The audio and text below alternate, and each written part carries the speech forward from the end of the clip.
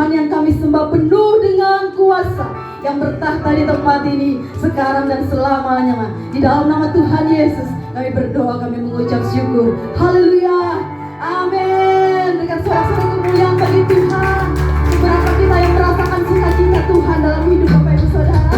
Amin, amin, haleluya. Joyful, joyful. You adore me.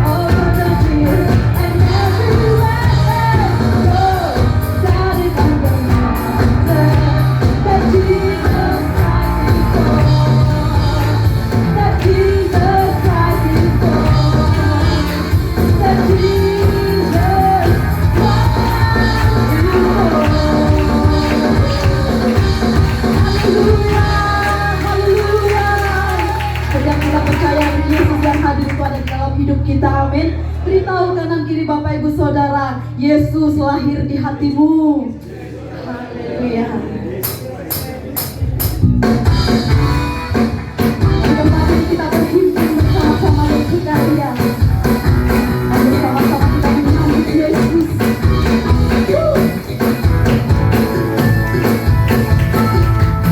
Hai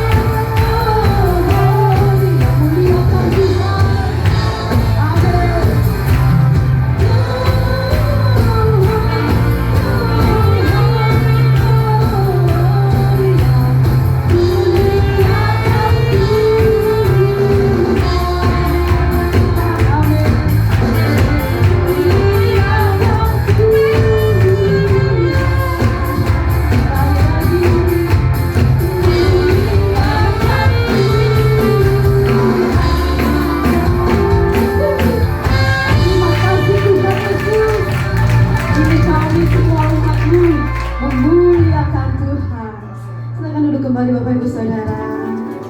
Haleluya. Bersama-sama kita akan mendengarkan pujian dari anak-anak sekolah minggu.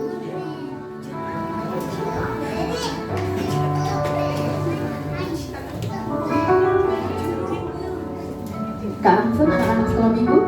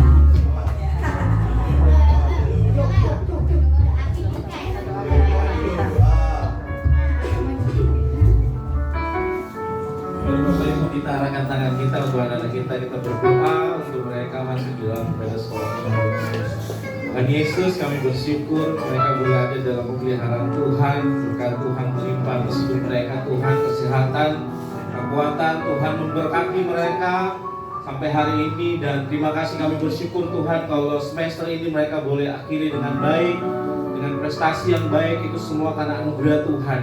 Kami percaya di tahun yang baru, semester yang baru, Tuhan juga memberkati mereka. Karena kami tahu mereka anak-anak yang mencari Tuhan, mencari kebenaran Tuhan, dan mereka mengutamakan Tuhan dalam hidup mereka. Kami berdoa untuk ibadah sekolah minggu sore hari ini. Kami percaya mereka mengalami lawatan Tuhan, mengalami Tuhan dalam hidup mereka. Mereka semakin mengerti setiap kebenaran firman yang disampaikan Tuhan. Dan firman ini berakar, bertumbuh di dalam kehidupan mereka, bahkan berbuah di dalam kehidupan mereka sebagai anak-anak Tuhan. Berkati setiap para pengajar, guru-guru sekolah minggu yang akan mengajar hari ini Tuhan, urapan Tuhan turun atas mereka, hikmat Tuhan menyertai mereka. Terima kasih Tuhan, kami serahkan ibadah sekolah minggu sore hari ini hanya di dalam nama Tuhan Yesus. Haleluya, amin. Tuhan memberkati anak-anak sekolah minggu.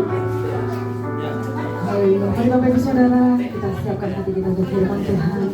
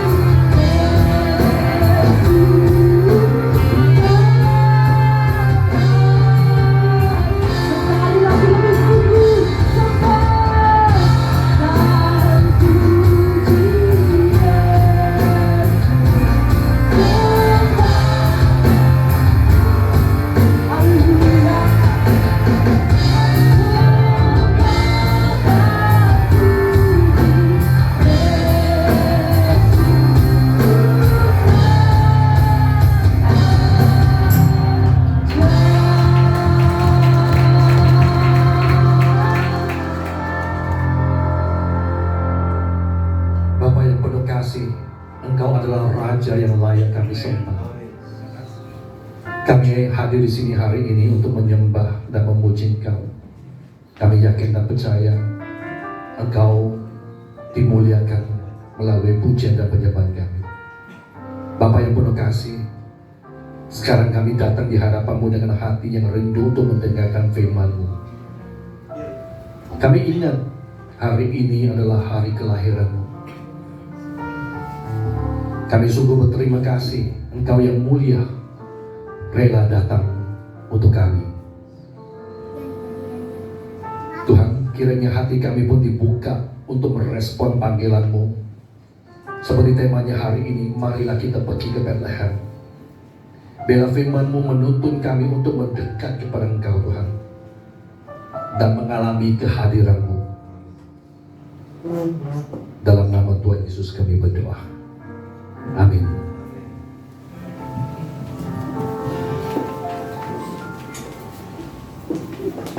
Shalom. Selamat sore. Saya sebenarnya sangat nervous dan sangat grogi. Kenapa? Karena Pak Juanda pernah mengajak saya menjadi guru saya. Ini sepertinya berdiri sedang hadapi sidang tesis. Meskipun kita pernah dalam satu kelas, satu angkatan, ya, tapi ada pepatah orang Tionghoa yang mengatakan kalau pernah satu kali menjadi guru, seumur hidup menjadi guru. Jadi saya berdiri di depan Pak Juanda yang pernah mengajar saya, ya saya cukup nervous dan grogi. Walaupun kalau kita bertemu seringkali bercanda, tapi berdiri di depan sini grogi. Shalom. Sebelum saya lanjut, saya ingin perkenalkan diri saya. Nama saya Hiu Chong Ji. Mungkin pernah lihat di flyer ya. Tapi nama itu cukup panjang, nggak usah ingat yang panjang-panjang. Ingat aja hiu, seperti ikan hiu yang di laut itu. Kata orang, saya juga ada nama bahasa Jawa. Sura. Suro. Katanya sura. Bukan buaya ya, sura aja. Betul ya, sura itu hiu ya. Kata orang begitu. Saya namanya aneh karena saya warga negara asing. Saya datangnya atau saya aslinya dari Malaysia, tapi sudah cukup lama tinggal di Surabaya. Dan hari ini saya hadir bersama dengan 3 anak saya. Mereka semuanya lahir di Surabaya. Jadi berdasarkan ukuran mereka sudah tahu berapa lama saya tinggal di Surabaya. Satu istri, tapi hari ini nggak hadir karena lagi sakit flu. Ya, kalau hadir, khawatirnya flu-nya menjangkit kepada jemaah yang lain. Jadi lebih baik istirahat di rumah, tidak hadir. Ya, jadi saya bersama dengan 3 anak. Hari ini Natal. Natal ini bicara tentang momen refleksi teologis yang sangat signifikan dalam sejarah iman orang Kristen. Kalau kita melihat narasi Natal yang sudah belum ya? PPT? Ya. Narasi yang mulai dari Lukas pasal 2 ayat 8 sampai 16, kita melihat ada satu seruan yang sangat-sangat transformatif. Itu di ayat 15. Marilah kita pergi ke Bethlehem untuk melihat apa yang terjadi di sana. Pernyataan ini, mari kita pergi ke Bethlehem. Pernyataan ini adalah suatu panggilan yang melibatkan iman, ketaatan, dan kerinduan untuk berjumpa dengan Allah yang berinkarnasi. Hari ini Anda kesini untuk apa? Apakah ibadah biasanya yang pada jam 4 Anda kebiasaan untuk hadir di sini? Atau gara-gara Anda hadir di sini karena ada perayaan Natal? Tapi kalau Anda melakukan ini adalah kebiasaan datang ibadah atau karena adalah perayaan Natal, saya berharap dan saya sarankan Anda mulai mencoretkan itu dengan membuat satu harapan atau satu keinginan yang baru, datang untuk berjumpa dengan Allah yang berinkarnasi, sehingga Anda bisa mengalami Allah secara pribadi. konteks yang kita mulai di sini ini adalah tentang gembala. Kalau kita melihat di ayat 2 Lukas pasal 2 ayat 8 ini, fokusnya itu pada gembala yang menjaga kawanan ternak di padang yang malam. Bagi yang belum tahu, gembala di pada abad yang pertama ini adalah orang-orang yang marginal, kelompok marginal. Mereka adalah orang-orang yang tidak diperhitungkan. Mereka adalah orang-orang yang dipandang rendah. Bahkan ada yang mengatakan para gembala ini adalah orang-orang yang hidup dalam kenajisan. Mengapa? Karena kalau ada kawanan domba yang mereka jaga itu diserang oleh binatang buas, mereka harus mengambil, harus sentuh bangkai hewan yang sudah dibunuh oleh binatang buas itu. Nah, bagi orang Yahudi yang bersentuhan dengan bangkai itu, mereka adalah orang-orang najis. Bahkan ada yang berkata para gembala ini adalah pembohong, penipu. Ya, saya juga bisa bayangkan gembala ini bisa juga menjadi orang-orang yang menipu. Saya bayangkan kalau saya adalah seorang gembala yang hidup pada zaman itu, dan kalau saya rindu makan daging domba, mungkin saya ambil satu ekor domba, saya sembelih dan saya cerita kepada pemilik domba, domba itu dibunuh oleh binatang buas. Ada kemungkinan itu yang terjadi. Nah, karena mereka adalah orang yang najis, mereka itu jauh dari tempat-tempat religius seperti di Yerusalem atau di Bait Allah. Mereka adalah orang-orang marginal. Nah, kalau kita lihat di sini, pilihan Allah yang pertama kali menyampaikan berita kelahiran Sang Mesias kepada para gembala, ini adalah sesuatu yang sangat radikal. Sangat radikal. Ya. Allah sepertinya menolak hierarki duniawi yang mengarahkan kasih karunia kepada sekelompok orang yang dianggap tidak penting, marginal, yang disingkirkan, orang yang najis. Dan ini menunjukkan kepada kita bahwa kisah Allah ini menjungkir balik ekspektasi manusia. Mesias yang diharap hadir dengan sesuatu ekspektasi yang berbeda, ini hadir dengan cara yang berbeda. Bayangkan ya, berita yang begitu penting tidak diberitakan kepada tokoh politik, tidak diberitakan pada tokoh religius, tapi kepada sekelompok orang yang sederhana di padang rumput malam yang terbuka. Saya belajar di sini, banyak di antara kita ini mungkin merasa tidak layak atau tidak signifikan karena kita ini berasal dari kelompok atau orang atau latar belakang yang mungkin dianggap tidak penting. Tetapi kasih karunia Allah adalah untuk semua, tidak memandang status atau latar belakang. Nah, hal yang kedua yang bisa kita lihat itu adalah respon dari ini. Bukan responnya, ketika malaikat muncul, malaikat ini membawa pesan, jangan takut, sebab sesungguhnya aku memberitakan kepadamu kesukaan besar untuk seluruh bangsa. Pesan di sini adalah momen esensial dalam sejarah keselamatan, yaitu Allah menyatakan keselamatannya melalui Yesus Kristus kepada seluruh bangsa. Semua, mau bangsa apa, semua, bukan hanya bangsa Israel tetapi semua, dan itu termasuk Anda dan saya. Di dalam Perjanjian Lama ada suatu cerita mengenai Ruth, seorang asing dari Moab. Dia datang dengan Naomi ke Bethlehem, dan dia berjumpa dengan Boaz, dan akhirnya menikah dengan Boaz. Dari keturunan mereka yang saya catat di sini ada Obed, ayah dari Isai, kakek dari Raja Daud. Dan kisah ini menunjukkan kepada kita rencana Tuhan untuk menyelamatkan manusia itu melampaui batas bangsa dan latar belakang. Ruth, seorang bangsa Moab, bisa bergabung dalam sini. Bethlehem sebagai tempat lahir keturunan Daud. memperlihatkan bahwa rencana Tuhan untuk menyelamatkan dan menebus umat manusia sudah dirancangkan sejak semula. Jadi kalau kita berkata bahwa kita ini diselamatkan, dipilih, itu bukan sesuatu kebetulan. Waktu malaikat datang, malaikat memberi sebuah tanda.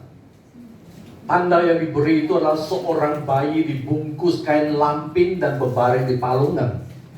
Sebuah tanda yang sangat-sangat sederhana. Kontras total dengan ekspektasi Mesias yang penuh kemegahan. Di sini kita melihat Allah memilih untuk hadir dalam kerendahan. Allah di sini menyikap ya, satu kekuatan yang tersembunyi dalam kelemahan. Saya melihat di sini ada lilin-lilin. Apakah nanti akan dinyalakan? Ya. Hah? Dimakan? Bisa ya? Ini Pak Juanda ini ada keturunan Tionghoa ya? Tahu orang Tionghoa itu bakar lilin itu katanya dimakan itu seperti sate ya? Ceritanya gitu. Ada apa tuh? Bukan Joshua, saya mau ngomong Joshua. Joshua, apa? Betul ya? Yang dibakar. Maksud ada lilin itu katanya itu untuk seperti dimakan seperti sate. Dan tadi Pak Juanda ngatain lilin ini bisa dimakan. Saya terpikir itu. Saya dari keturunan kepercayaan leluhur, makanya saya tahu tentang itu. Saya bertobat karena dipaksa. Kalau nggak dipaksa saya nggak bertobat. Iya, karena cinta. Iya, karena saya kenal seorang wanita Kristen, kalau mau menikah harus menikah di gereja, makanya saya masuk gereja. Cerita sungguhan itu. Kalau enggak ada 3 ini. Saya waktu itu adalah calon menantu yang tidak diinginkan. Dan salah satu syaratnya untuk bisa menikah adalah harus menikah di gereja. Ya, saya selalu mengatakan saya dipaksa untuk menjadi orang Kristen. Tapi transformatif. Karena pergi ke Bethlehem dan berjumpa dengan Kristus, hidup berubah. Tapi saya ingin mengatakan, saya lihat di sini ada lilin kecil. Lilin kecil ini kalau menyala bisa mengubah suasana ruangan ini. Demikian juga hidup kita. Kelahiran Yesus adalah titik awal dan terang ilahi yang bisa menyinari seluruh dunia ini. Sebenarnya saya belum mulai khotbah, ini masih latar belakang. Karena tema hari ini diambil dari Lukas pasal 2 ayat 15. Kita belum sampai sana, ini masih 12. Sampai jam berapa ya? 7 ya? Oke, kita panjangkan aja. Yesus datang dalam kesederhanaan, kerendahan hati. Kalau kita melihat Bethlehem, kota kecil ini juga tampaknya tidak signifikan. Katanya kota ini kecil, mungkin penduduknya nggak lebih dari 1.000 orang. Ada yang berkata itu kurang lebih 600-700 orang aja di kota ini. Kecil, nggak signifikan. Tapi tempat ini sudah dinubuatkan. Kalau kita melihat di Lukas yang tadi ini dan juga di Matius, ini menggenapi dari Mika yang bahwa kalau saya baca di sini, dan engkau Bethlehem Efrata, walaupun engkau kecil di antara kaum-kaum Yehuda, daripadamu akan bangkit bagiku seorang yang akan memerintah Israel. Jadi Yesus dilahirkan di Bethlehem itu menggenapi nubuat Nabi Mika. Kelahiran Yesus di Bethlehem ini juga menegaskan bahwa Mesias ini datang dalam kerendahan. Kalau kita pikir-pikir juga ya, sepertinya agak bodoh ya. Yang maha segalanya rela meninggalkan takhta kemuliaannya, inkarnasi menjadi manusia, lepas itu menebus Anda dan saya. Tapi dia mau melakukan itu. Ini mengajarkan kita tidak memandang rendah hal-hal yang sederhana, yang seringkali kita abaikan. Saya mencatat di sini, Tuhan ingin menyatakan dirinya dalam kehidupan Anda dan saya, yang mungkin tampak biasa saja, tetapi penuh makna ketika Tuhan hadir. Dalam kehidupan kita, kalau kita ini seringkali melihat, kita ini mencari hal-hal yang spektakuler. Kita mencari hal-hal yang dianggap luar biasa. Tapi kalau kita melihat di sini, Allah selalu bekerja dalam hal-hal yang sederhana, yang sehari-hari aja. Allah tidak melakukan dan tidak perlu melakukan hal-hal yang spektakuler. Pertanyaan yang timbul dari sini adalah, apakah Anda dan saya ini peka untuk melihat hal-hal yang sederhana di mana Tuhan turut bekerja dan turut hadir di situ. Nah, sekarang baru kita mau sampai kepada khotbah hari. Kalau kita lihat di sini respon dari gembala. Respon gembala setelah mereka mendengar dari malaikat, mereka mendengar kabar baik, respon dari gembala itu dan berkata, marilah kita ke Bethlehem untuk melihat apa yang terjadi di sana. Ini responnya. Kata pertama ini marilah. Marilah ini mencerminkan satu iman yang aktif, iman yang bertindak. Para gembala ini tidak hanya mendengar kabar baik, tetapi mereka memberi respon dengan melangkah menuju Bethlehem. Gembala ini tidak hanya mendengar berita, tidak hanya mendengarkan, tetapi mereka bertindak.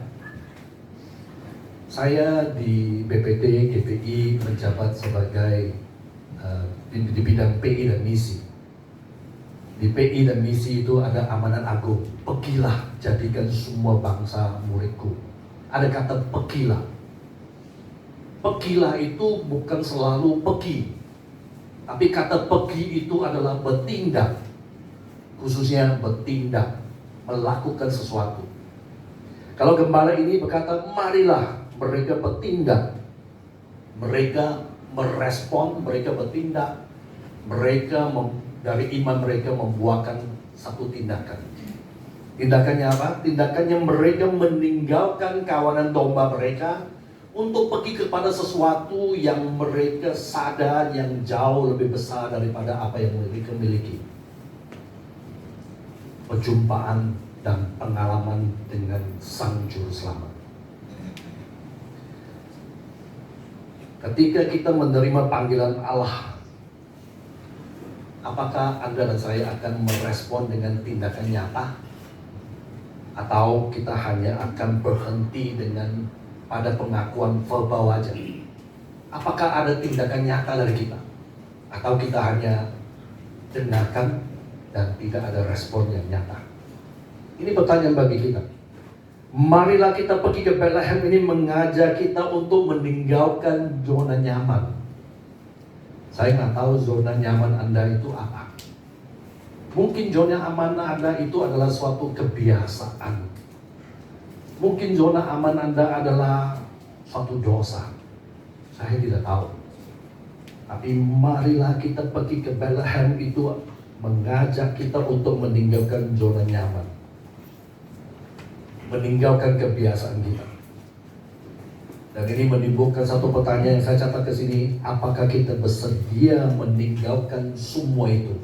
Zona nyaman kita, kebiasaan kita, mungkin dosa kita, atau kesibukan kita, atau sesuatu yang menghalangi kita untuk datang kepada Allah.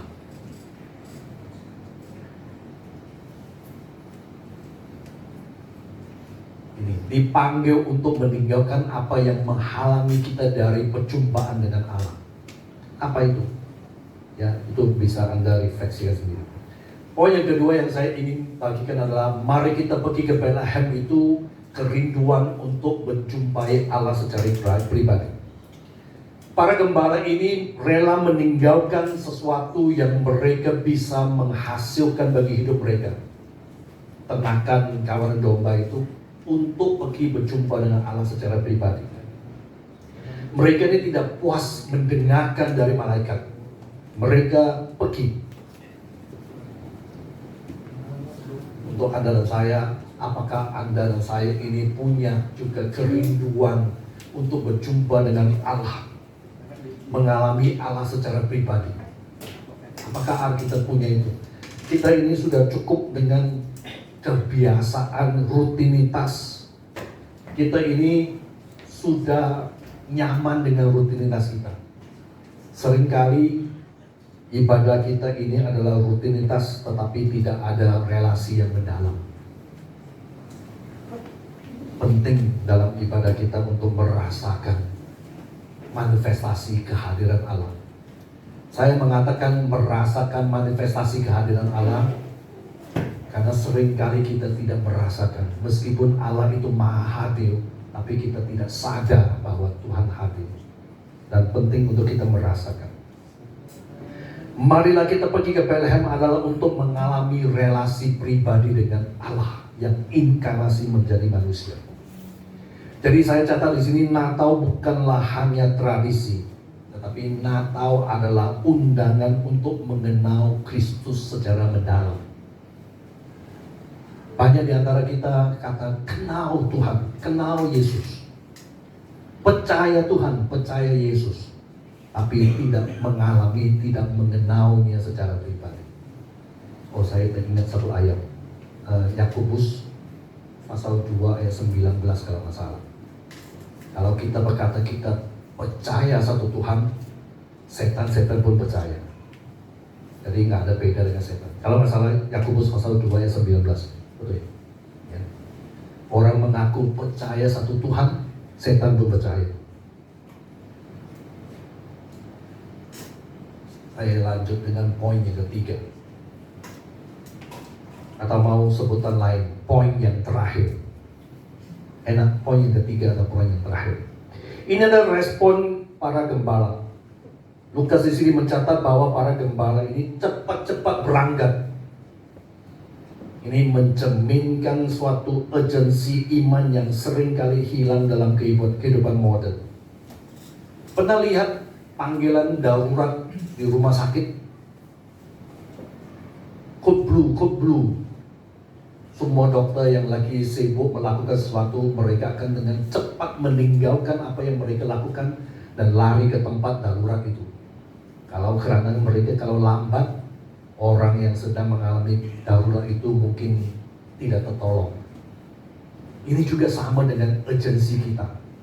Ketika ada sesuatu panggilan Allah memanggil kita, apakah kita merespon dengan segera? Atau kita masih sibuk dengan kesibukan kita menunda, atau kita seperti gembalanya respon dengan cepat-cepat.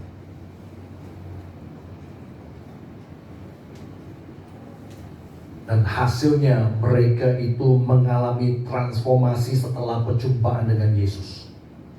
Mereka setelah berjumpa dengan Yesus, para gembala ini kembali dengan penuh sukacita, memuliakan Allah dan atas apa yang mereka lihat dan dengar. Mereka kembali dengan sukacita. Ini adalah perjumpaan, hasil dari perjumpaan sejati dengan Allah, dan itu membawa perubahan hidup yang radikal. Makanya tadi saya mengatakan marilah kita pergi ke Bethlehem, itu adalah panggilan yang transformatif. Tapi kalau Anda melihat di flyer, itu kalimat di sana diubah ya, tidak sesuai dengan ayat itu ya. Kalau saya lihat di flyer itu ada kata marilah kita sekarang. Kalau di Lukas ini mengatakan cepat-cepat, tapi di flyer tentang hari ini adalah mari kita sekarang. Kapan waktu terbaik untuk respon panggilan Tuhan? Bahasa Inggris mengatakan there is no good time but now. Tidak ada waktu yang baik selain sekarang untuk merespon panggilan Tuhan. Saya mencatat di sini, ini para gembala setelah bertemu dengan Yesus, mereka kembali dengan penuh sukacita. Ini adalah sukacita eskatologis.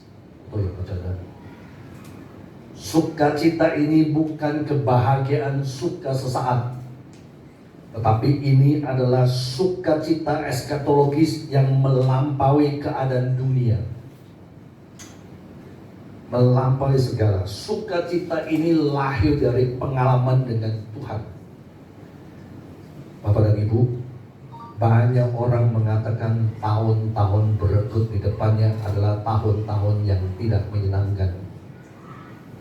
Pajak naik, ekonomi parah, damai di dunia adalah hayalan, perang sedang terjadi, ekonomi tidak enak.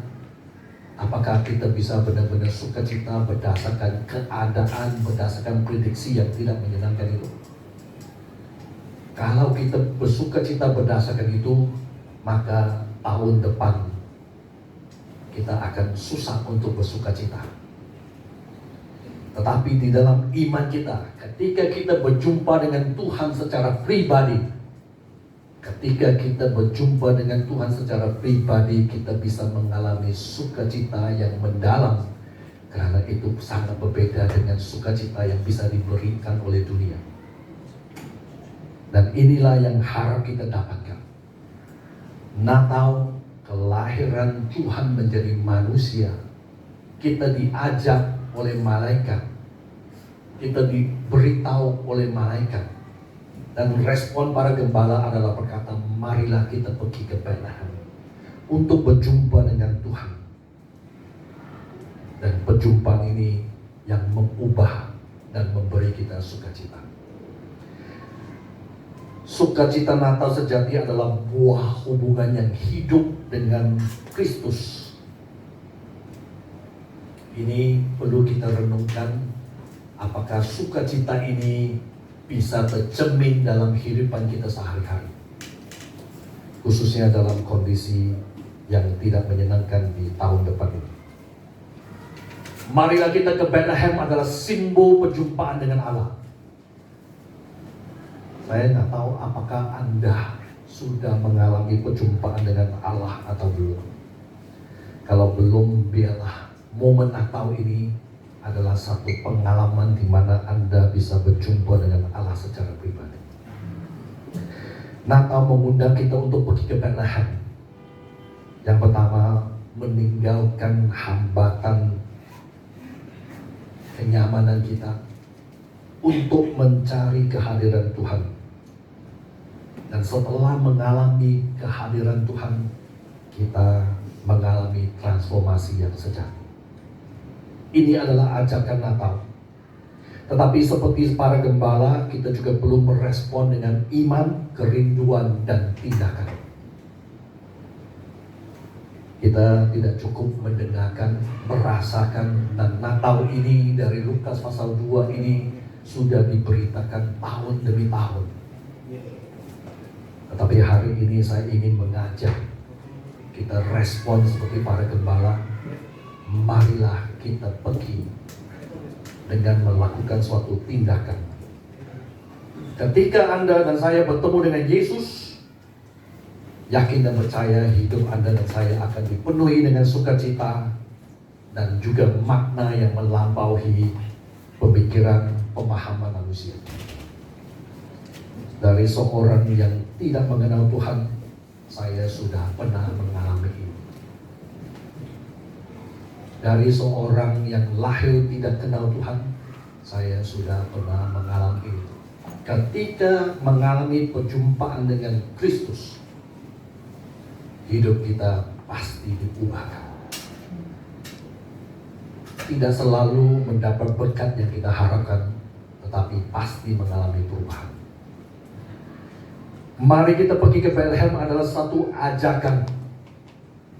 Dalam perjalanan, dalam pengajaran hari ini, saya mengajak Anda untuk tinggalkan apa yang menghalangi Anda untuk pergi kepada Tuhan. Mengalami satu perjumpaan dengan Tuhan. Carilah Tuhan. Dan ketika Anda bertemu dengan Tuhan, izinkanlah Dia mengubah hidup Anda dengan sepenuhnya. Dalam pengajaran hari ini, kita menyelami 3 hal yang sangat penting. Yang pertama, panggilan untuk merespon pewahyuan ilahi. Marilah kita pergi ke Bethlehem. Yang kedua, kerinduan untuk menjumpai Sang Juru Selamat. Dan yang ketiga, transformasi yang terjadi setelah perjumpaan itu. Melalui ini saya mengajak kita semua untuk merefleksikan bagaimana kisah ini relevan dalam kehidupan iman kita sehari-hari. 3 hal itu, panggilan untuk merespon panggilan ini, kerinduan untuk menjumpai Sang Juru Selamat, dan mengalami transformasi setelah berjumpa itu. Amin.